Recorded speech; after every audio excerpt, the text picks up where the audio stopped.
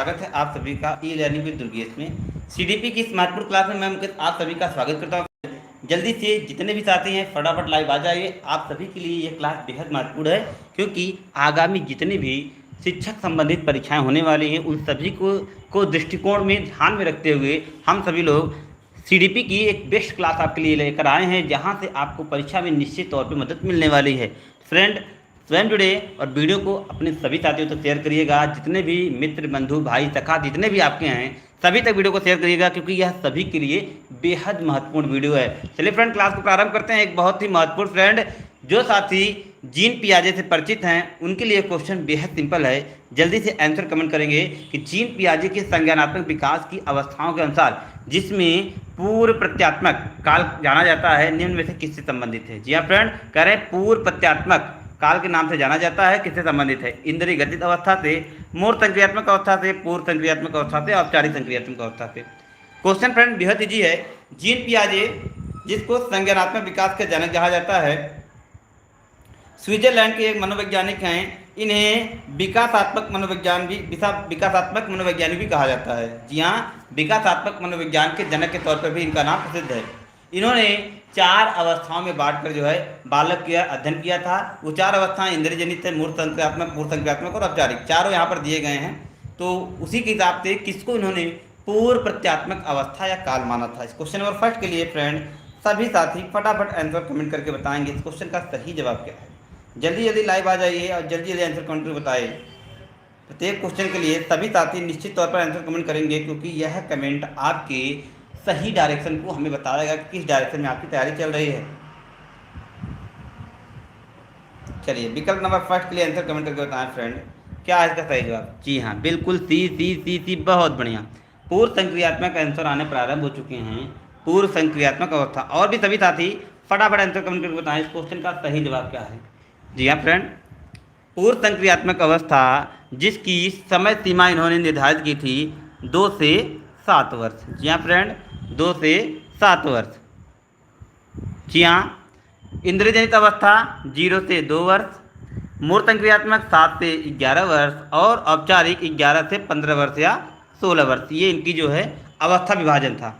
इस प्रकार बांटकर इन्होंने अध्ययन करना प्रारंभ किया था। तो विकल्प नंबर सी इस क्वेश्चन का बिल्कुल सही जवाब है। आप सभी के आंसर बिल्कुल सही हैं। आगे बढ़ेंगे फ्रेंड अगले प्रश्न की तरफ। बहुत बढ़िया।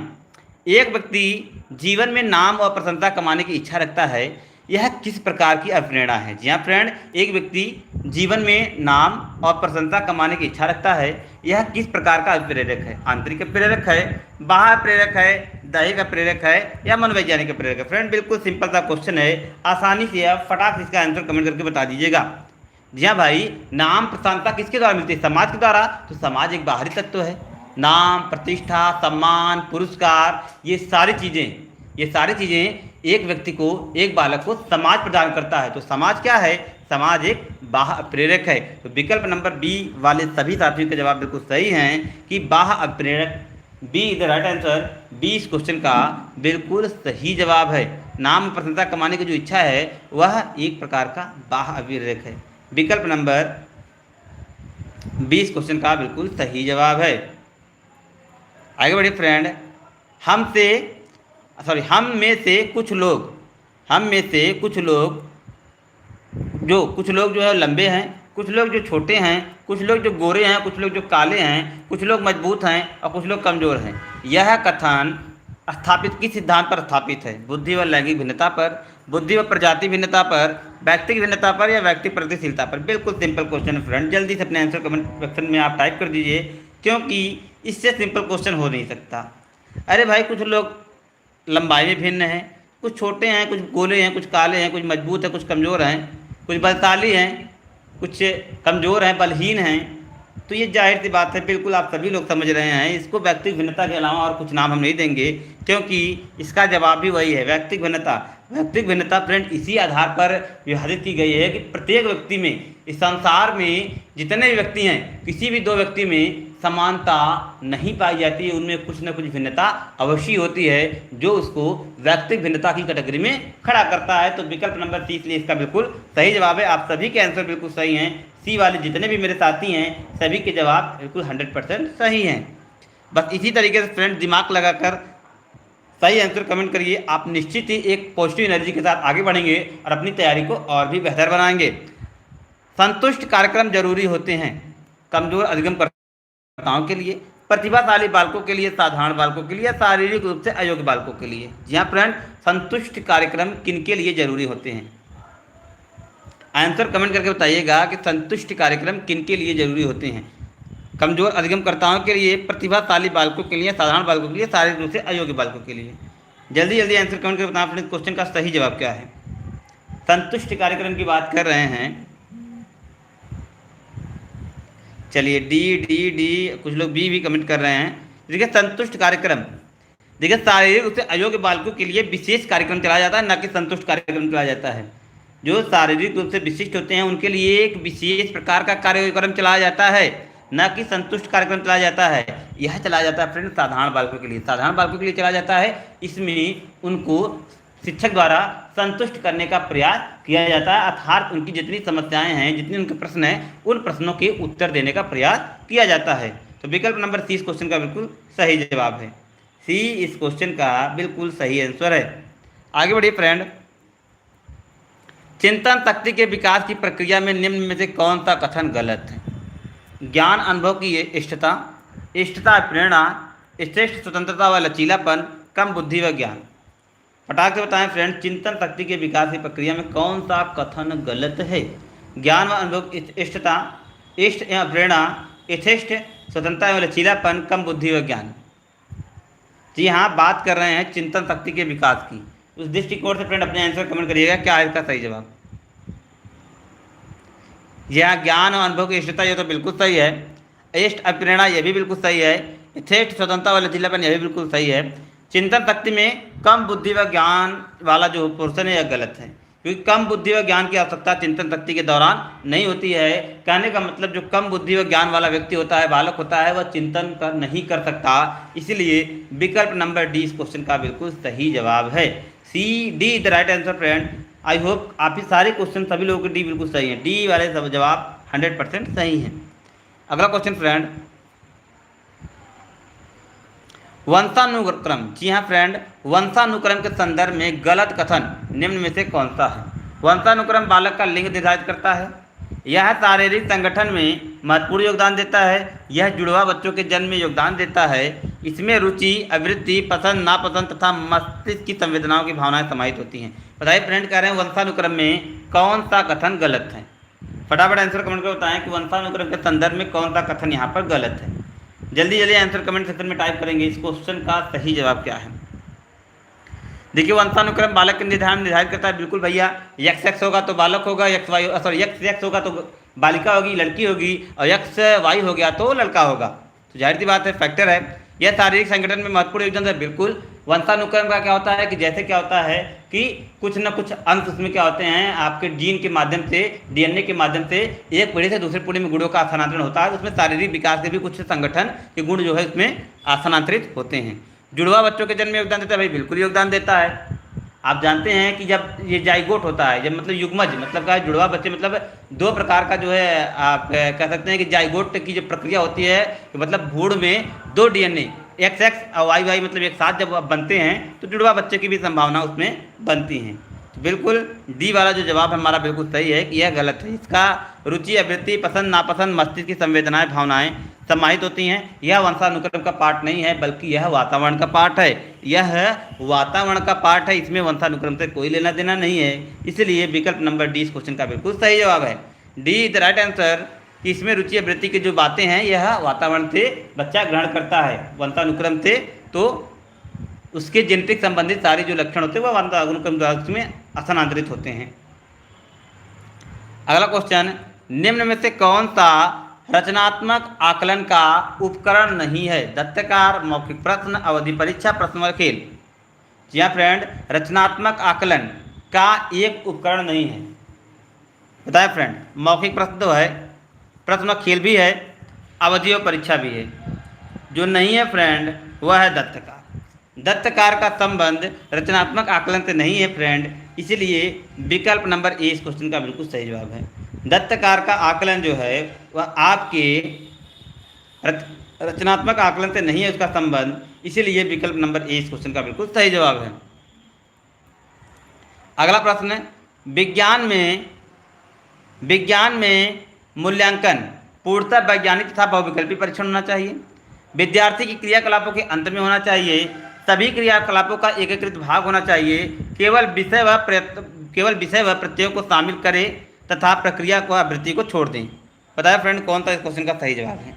विज्ञान में मूल्यांकन, जी हाँ, विज्ञान में मूल्यांकन कैसा होना चाहिए आप सभी लोग बताइए। विज्ञान की बात हो रही है, इसीलिए मैं चाहूँगा कि सभी साथी इसका बिल्कुल सही आंसर कमेंट करें। तो यहाँ क्वेश्चन नंबर 8 के लिए अपने आंसर कमेंट सेक्शन में टाइप करें फ्रेंड। जितने भी साथी लाइव वीडियो में, एक बार सभी लोग वीडियो को शेयर कर दीजिएगा, और सभी साथी जितने भी साथी लाइव देख रहे हैं इस समय, सभी लोग प्रत्येक क्वेश्चन के लिए कमेंट सेक्शन में अपने अपने आंसर जरूर कमेंट करिए, बताइए, देखिए, और वीडियो के लास्ट में अपने स्कोर कमेंट करना मत भूलिए कि कितने क्वेश्चन आपने सही अटेम्प्ट किए, क्या कमी है, क्या अधूरा है, क्या पढ़ना है, क्या नहीं पढ़ना है। यहाँ से सारी चीज़ें आपकी क्लियर होने वाली हैं, क्योंकि यह कंप्लीट पैकेज है आपका, कंप्लीट तैयारी आपको इसमें कराई जा रही है।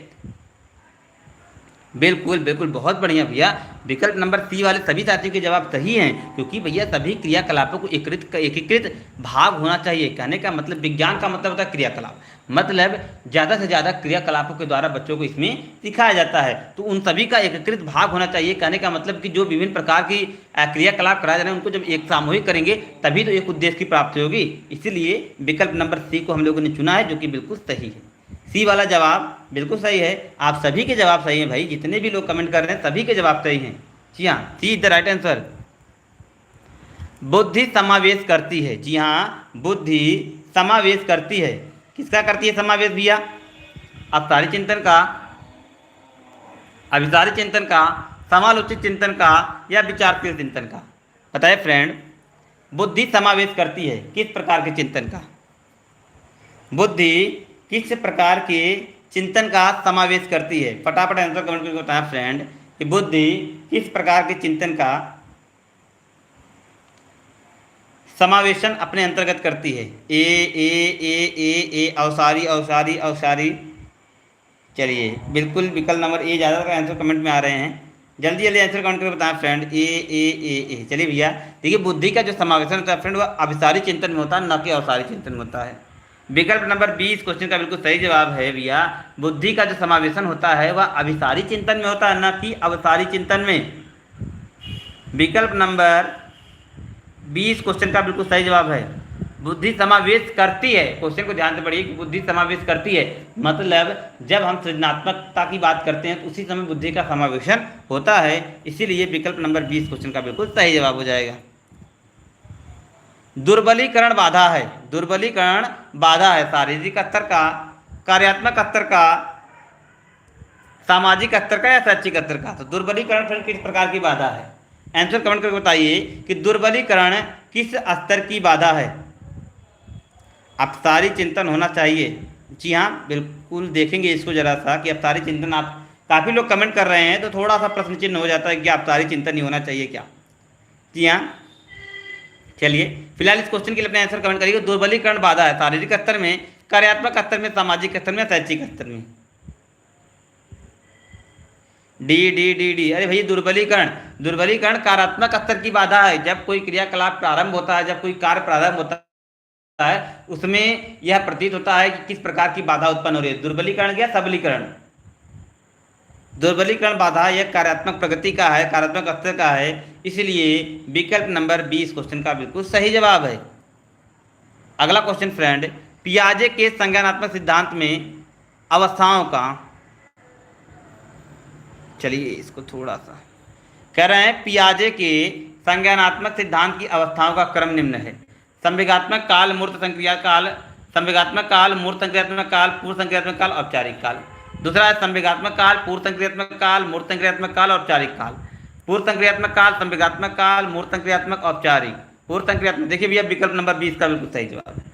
जी हाँ, इसमें क्या झिझक करना, पहला जो है संवेगात्मक है, संवेगात्मक है, दूसरा है पूर्व संक्रियात्मक, तीसरा मूर्त संक्रियात्मक, और चौथा है औपचारिक। इसको याद रखिएगा, यह क्रम आपके लिए बेहद इंपॉर्टेंट है। पहले की जो टाइम पीरियड है वह 0 से 2, दूसरे का 2 से 7, तीसरे का 7 से 11, और चौथे का 11 से 15 वर्ष या 16 वर्ष। तो ये टाइम ड्यूरेशन है।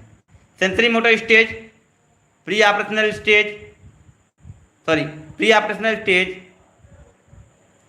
कौन, हाँ जी हाँ, संवेदी गामक लिख रहे हैं, पूर्व संक्रियात्मक भी, बिल्कुल यही सही है, जी हाँ यही सही है आप सभी का।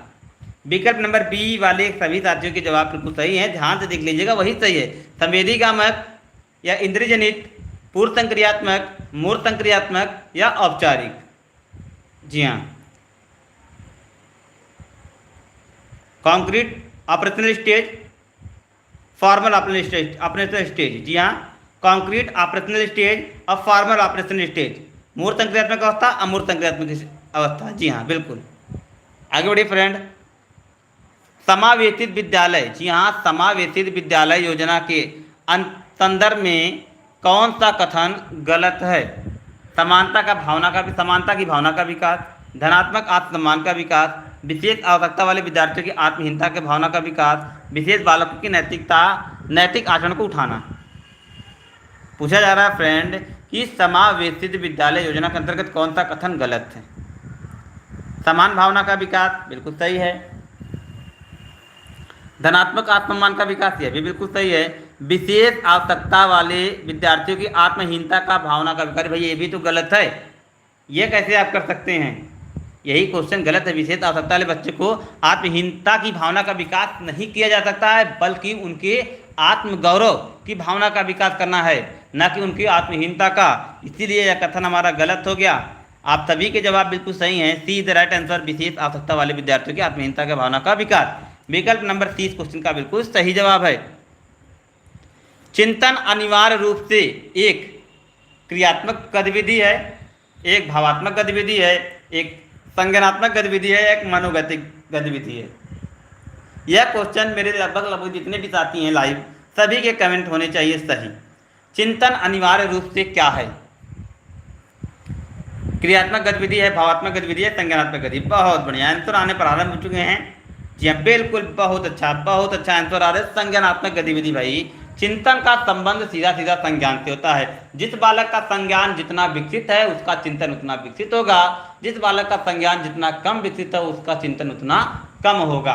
इसीलिए विकल्प नंबर सी को तुरंत टिक करेंगे, जवाब 100% सही होगा। बहुत अच्छा देखकर लग रहा है आप सभी के जवाब बिल्कुल सही हैं कि चिंतन का संबंध संज्ञान से है। विकल्प नंबर सी कमेंट करने वाले सभी साथियों के जवाब 100% सही हैं, सी द राइट आंसर। आगे बढ़िए फ्रेंड, मनोवैज्ञानिक क्षेत्रवादी का सिद्धांत है, मनोवैज्ञानिक का क्षेत्रवादी सिद्धांत है। रिपीटेड क्वेश्चन है, Kurt Lewin is the right answer. Kurt Lewin इस क्वेश्चन का बिल्कुल सही जवाब है। ये रिपीटेड क्वेश्चन है, प्रीवियस क्लास में पूछा हुआ क्वेश्चन है कि field theory of learning Kurt Lewin ने दिया है। विकल्प नंबर ए इस क्वेश्चन का बिल्कुल सही जवाब है। यह प्रीवियस क्लास में हुआ क्वेश्चन है, इसलिए इसमें ज़्यादा रुकना नहीं है, तुरंत आगे बढ़ जाना है। ए इस क्वेश्चन का बिल्कुल सही जवाब है। पद संवेगात्मक क्रांति किस अवस्था से अधिक जुड़ा है? शैशवावस्था से, बाल्यावस्था से, किशोरावस्था से या प्रौढ़ावस्था से? यह भी बिल्कुल सिंपल क्वेश्चन है फ्रेंड। किस संवेगात्मक जो क्रांति होती है वह किस अवस्था में प्रबल हो जाती है?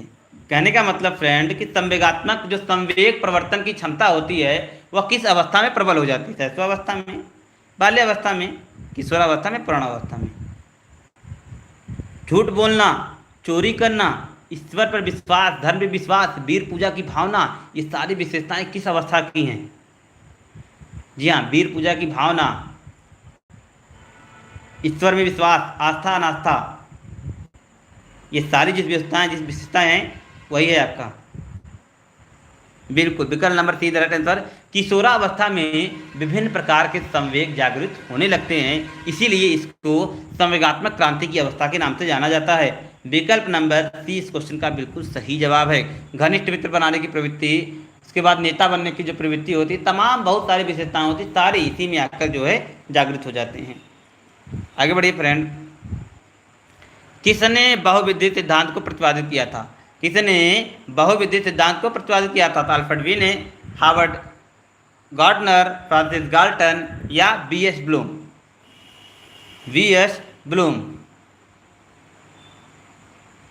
बिल्कुल simple question friend, Howard Gardner is the right answer. बहुविद्युत सिद्धांत को हार्वर्ड गार्डनर ने प्रतिपादित किया था। इन्होंने एक बालक में 7 प्रकार की बुद्धि होने का जो है सिद्धांत प्रस्तुत किया था, जिसमें भाषाई है, गतिक है, स्थानिक है, व्यवहारिक है, सामाजिक है, यांत्रिक है, ऐसे ऐसे करके उन्होंने 7 प्रकार की बुद्धि की बात की थी। तो विकल्प नंबर 20 क्वेश्चन का बिल्कुल सही जवाब है बहुबुद्धि सिद्धांत, हार्वर्ड गार्डनर। विकल्प नंबर 20 क्वेश्चन का बिल्कुल सही जवाब है Harvard Gardner is the right answer. इन्होंने कुल 7 प्रकार की बुद्धि, जी हाँ 10 टाइप के सर, जी हाँ बिल्कुल बढ़ गया है, जी हाँ तो 7 प्रकार या 10 प्रकार के, जी हाँ विकल्प नंबर 20 क्वेश्चन का बिल्कुल सही जवाब है। निचली कक्षाओं में पढ़ाते समय एक शिक्षक को प्राथमिकता देनी चाहिए। व्याख्यान विधि को, दक्ष कार्य को, कहानी कथन विधि को, समूह चर्चा विधि को। बिल्कुल सिंपल क्वेश्चन है, बट परीक्षा की दृष्टि से बेहद महत्वपूर्ण क्वेश्चन है। जिनके जवाब गलत होते हैं उस क्वेश्चन को बिल्कुल अच्छे तरीके से रट लेंगे, क्योंकि यह परीक्षा वाला प्रश्न है। यह निश्चित तौर पर पूछा गया है, काफ़ी सारी परीक्षाओं में सीधे तौर पे यह प्रश्न पूछ लिया गया है कि निचली कक्षा में पढ़ाते समय शिक्षक को प्राथमिकता देनी चाहिए किस प्रकार की विधि का। जी हाँ, कहानी कथन विधि को प्राथमिकता देंगे, क्योंकि इससे बच्चे कक्षा से अपने आप को जोड़ पाते हैं और पढ़ाते समय कक्षा में रुचि लेते हैं। यदि आप कहानी विधि के अतिरिक्त किसी अन्य विधि का प्रयोग करते हैं तो बच्चे का ध्यान कक्षा के बाहर कहीं और लगा रहता है। कहानी में बच्चा अत्यधिक रूप से दिलचस्पी लेता है, दिलचस्पी दिखाता है, इसलिए अध्ययन अध्यापन का कार्य अत्यंत सरल हो जाता है। तो विकल्प number C is the right answer. बहुत बढ़िया। युवा अधिगमकर्ताओं, जी हाँ युवा अधिगमकर्ताओं में निम्न में से कौन पढ़ने में कठिनाई घोतक नहीं है। अक्षर व शब्द अभिज्ञान में कठिनाई, पठन गति व प्रभाव में कठिनाई, शब्दों व विचारों को समझने में कठिनाई, स्पेलिंग निरंतरता में कठिनाई। जी हाँ प्रिंट कर, युवा अधिगमकर्ताओं में निम्न में से कौन सी पढ़ने में कठिनाई का घोतक नहीं है। जी हाँ, थोड़ा सा यूनिक क्वेश्चन है, लेकिन ध्यान से आप सभी लोग आंसर कमेंट करेंगे तो जवाब निश्चित तौर पर सही होगा। जल्दी से आंसर कमेंट करके बताएं इस क्वेश्चन का सही जवाब क्या है। चलिए BBC, बिल्कुल फ्रेंड, पठन गति और प्रवाह में कठिनाई यही घोतक नहीं है, बाकी सारे जो है आपके घोतक है, जरूरी है, मतलब जरूरी है। विकल्प नंबर 20 क्वेश्चन का बिल्कुल सही जवाब है, be the right answer friend. 20 question का 100% सही आंसर है। मानव विकास की अवस्था, मानव विकास की वह अवस्था जिसे सुनहरी अवस्था के नाम से जाना जाता है। शैशवावस्था, बाल्यावस्था, किशोरावस्था या प्रौढ़ावस्था, कौन सी अवस्था को फ्रेंड सुनहरी अवस्था कहा जाता है। अनोखा काल या सुनहरी अवस्था। अनोखा काल, बाल्यावस्था, जी हाँ अनोखा काल बाल्यावस्था को कहा जाता है। विकल्प नंबर 20 क्वेश्चन का बिल्कुल सही जवाब है। सुनहरी अवस्था बाल्यावस्था को कहा जाता है फ्रेंड। सुनहरी अवस्था, अनोखा काल, डर्टी आयु, ये सारे जो नाम है फ्रेंड ये आपकी बाल्यावस्था की हैं। विकल्प नंबर 20 क्वेश्चन का बिल्कुल सही जवाब है। वह विषमता जो कि सहयोगात्मक स्थिति की सीमा नहीं है। आमने सामने की अंतःक्रिया, व्यक्तिगत जवाबदेही, कार्यों पर जोर या शिक्षक केंद्रित। बताएं फ्रेंड, वह विशेषता जो कि सहयोगात्मक स्थिति की सीमा में नहीं है, क्या है इस क्वेश्चन का सही जवाब। फटाफट आंसर कमेंट करके बताएं फ्रेंड, इस क्वेश्चन का सही जवाब क्या है। जो सहयोगात्मक स्थिति की सीमा में नहीं है। आमने सामने की अंतःक्रिया यह तो है भैया, व्यक्ति जवाबदेही यह भी है, कार्यों पर जोर यह भी है, शिक्षक केंद्रित का संबंध सहयोगात्मक स्थिति से नहीं है, इसीलिए यही विकल्प हमारा बिल्कुल सही हो जाएगा। विकल्प नंबर 20 क्वेश्चन का बिल्कुल सही जवाब है और मेरे काफ़ी सारे साथियों ने विकल्प नंबर डी को कमेंट किया है। आप सभी के जवाब बिल्कुल सही हैं। यह था फ्रेंड हमारा आज की क्लास का अंतिम क्वेश्चन। आई होप आप सभी लोगों ने क्लास को अच्छे से एंजॉय किया है। अब आप सभी लोग वीडियो के अंत में अपने अपने स्कोर कमेंट करिए कि कितने क्वेश्चन आप लोगों ने सही अटेम्प्ट किए, कितनी गलती हुई, कितना इम्प्रूवमेंट आप लोगों में हो रहा है। तो विकल्प नंबर 20 क्वेश्चन का सही जवाब है। इसी के साथ इस क्लास को समाप्त करते हैं। मिलते हैं आपसे कल की अगली क्लास में। CDP बेहद इंपॉर्टेंट सब्जेक्ट है फ्रेंड, मन लगा के पढ़िएगा। यदि आप उत्तर प्रदेश या भारत में कहीं भी सरकारी शिक्षक बनने का सपना सजोए हैं तो CDP आपको निश्चित तौर पर पढ़ना है। इसी उद्देश्य के साथ क्लास को समाप्त करते हैं। मिलते हैं अगले लेक्चर में, तब तक के लिए best of luck, thank you, good bye.